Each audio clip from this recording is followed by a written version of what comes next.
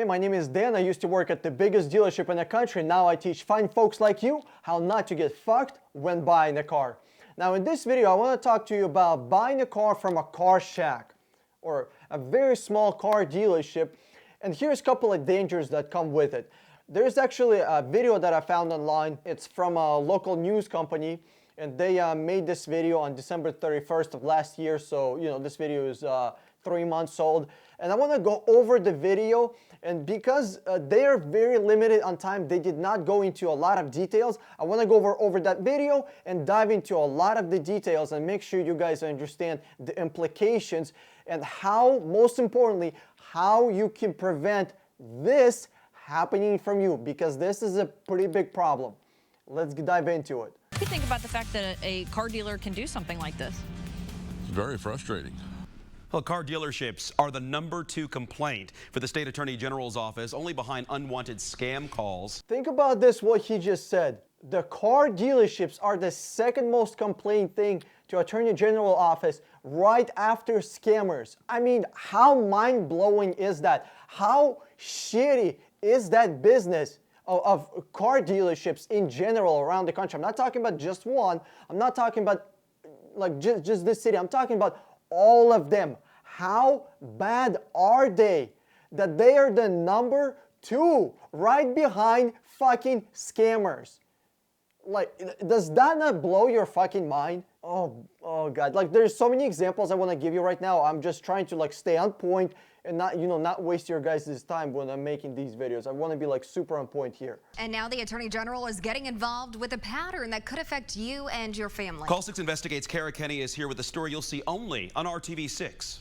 By the way, I want to say, not like they're gonna like actually see this video, but I'm so happy that this news station actually did a useful fucking report, because majority of the time the news that we watch at 6 o'clock, not that I ever watch, fuck that shit, but they show, is so useless. Oh my God, the cats, missing laundry, just complete bullshit stories. And this is actually super useful, information for regular folks.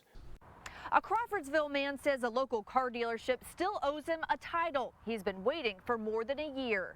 It's a snowy day in Crawfordsville as Call 6 Investigates looks for Sean Kloss, Vice President of Kloss Auto. The Attorney General's office says Sean Kloss and Kloss Auto failed to deliver titles to nearly 24 customers. Guys, look at that.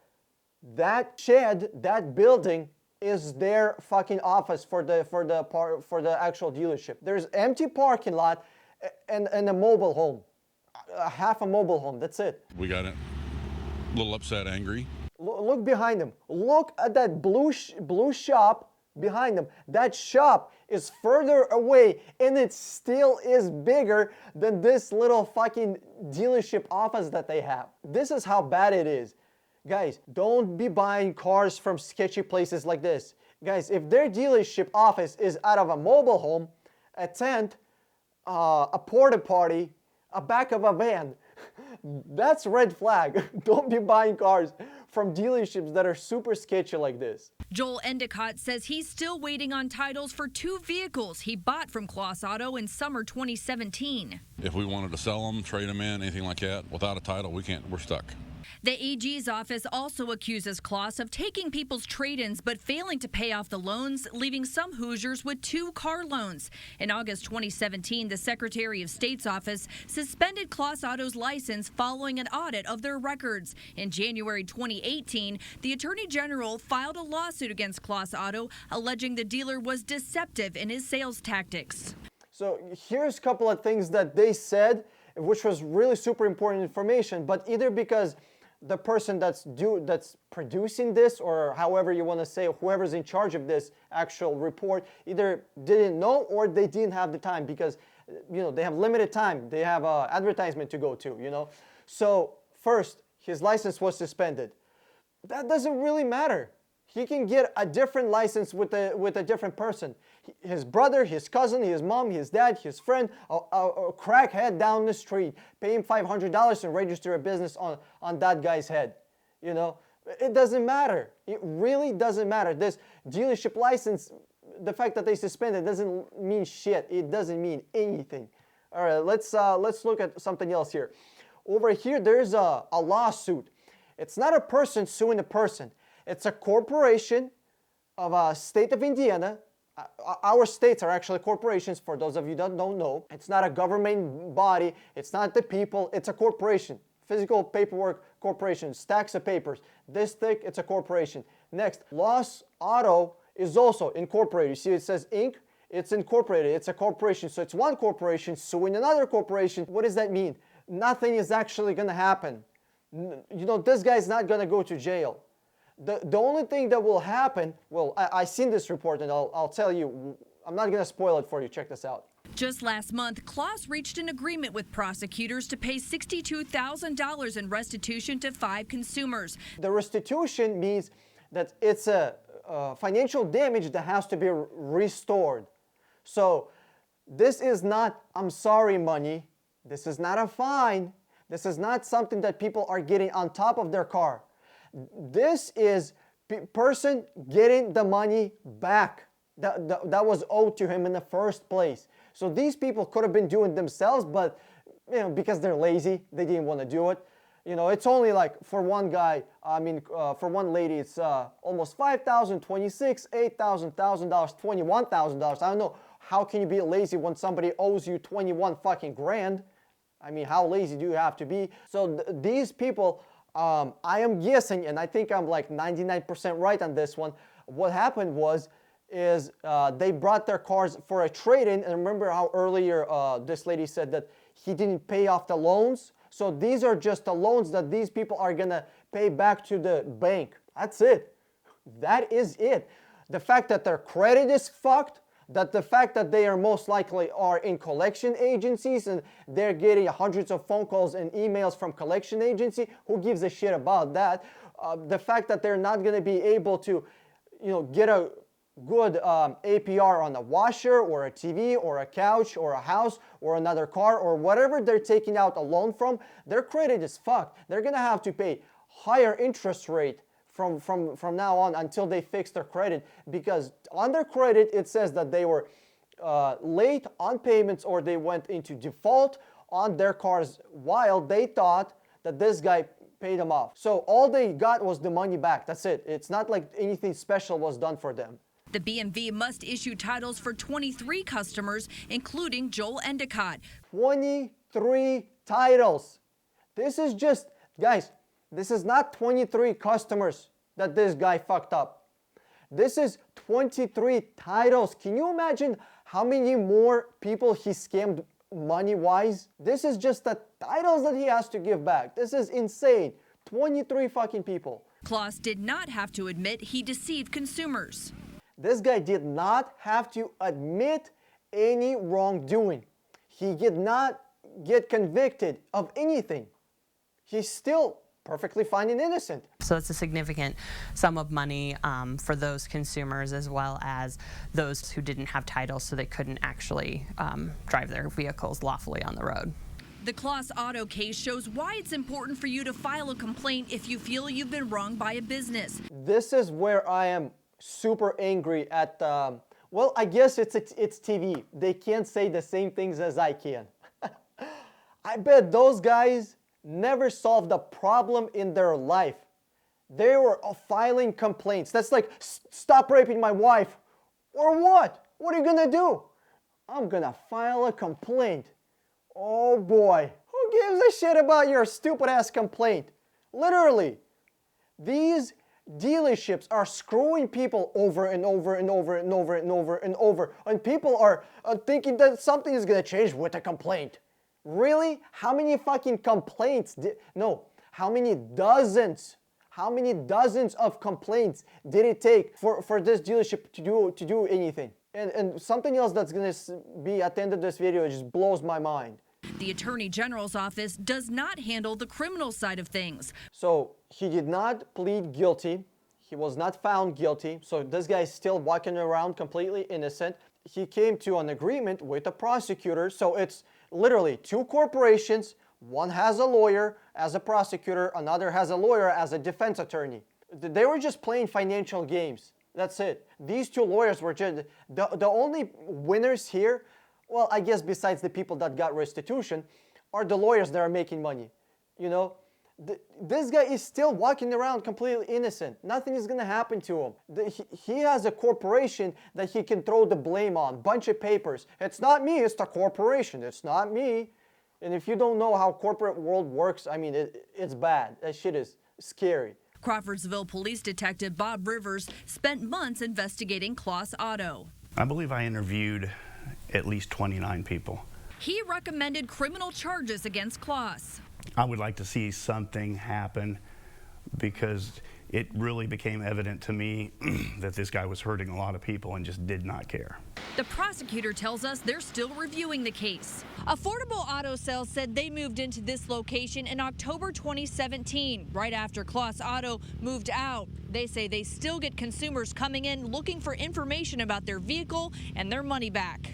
The new dealer wants to make it clear they have nothing to do with Kloss Auto. Sean Kloss never got back to us, but his attorney told us Kloss Auto has not sought bankruptcy protection or attempted to reject the obligations owed to the customers. Instead, Kloss Auto and its former operator have taken steps to make sure that all of the customers are provided the vehicle titles and the relief sought by the Attorney General. The restitution due to the remaining customers will be addressed as soon as funds become available. What if the funds don't become available? What if they never become available? By the way, that $62,000 was ordered to pay. Was it paid? That's the big question.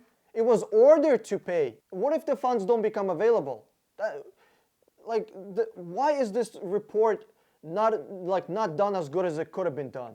Joel Endicott is thankful the Attorney General's office got involved, but he's still waiting on his vehicle titles. By the way, the reason that this guy doesn't have the titles is because the cars that he bought, the dealership did not actually own them. They got the car, and that's it. They only had the car. They either bought it from Craigslist, the car was either under somebody else's name, like somebody was on a default on a loan, and they just, here, take the car for like $3,000, and then this dealership says, whatever, I'll find some idiots to peddle this off to. Or it could be, there could be a lien on that title, so somebody sells them a car, but they owe money for one reason or another on the title, so title actually gets held by somebody else. So the chances of this guy getting his title are, I don't know. I literally don't know. There's very likely that there's a lien on his car or that somebody owes money on his car besides him. Is this proof that the state can fight for the little guy? And this little guy, he's 250 pounds, 6'6" at least. I mean, this is a big ass motherfucker. Little guy, guys, the fact that we as regular dudes, regular guys, gave up our power to the government so they would take care of us. What kind of bullshit is that? The problem is that we gave up our power as men, as guys, as regular fucking customers to the government. We told them, hey, take care of us, babysit us, you know, wipe our asses, take care of us, do everything for us. This is the problem that we have. If we, the regular people, would be taking care of the problem at the roots, there wouldn't be any dealerships scamming people. Like this, there simply wouldn't be. Do you really think that that motherfucker would be stealing and scamming and doing all that shit if he knew that people would be coming after him? The reason he knows that he can get away with this safely is that he knows that nobody will do shit except, oh, a corporation will get sued by another corporation. He might have to, you know, fork out $10,000, $15,000, $20,000. Meanwhile, making God knows how many thousands and thousands and tens of thousands of dollars. This is just $60,000 from the people that we know. Can you imagine how many people there are more? Oh, absolutely. Absolutely.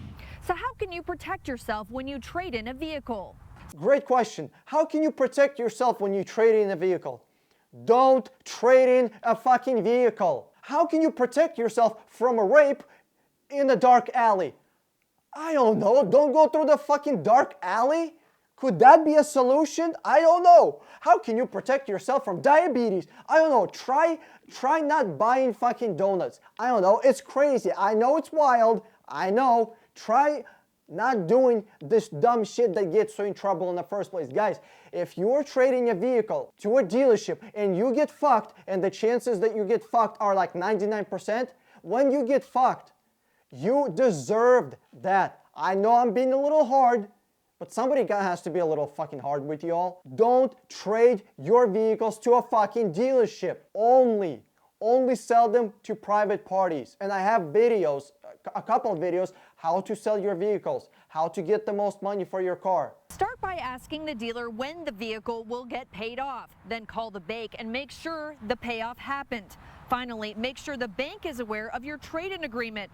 And if they are not, file a complaint with the Attorney General's office and the Secretary of State. Yes, because if you trade in the car, the dealership tells you, fuck you, I'm not paying off your shit, I don't give a shit if your fucking bank is on my ass, or actually, no, it's on your ass because you're the one stuck with the loan. It's not me, I got the car now.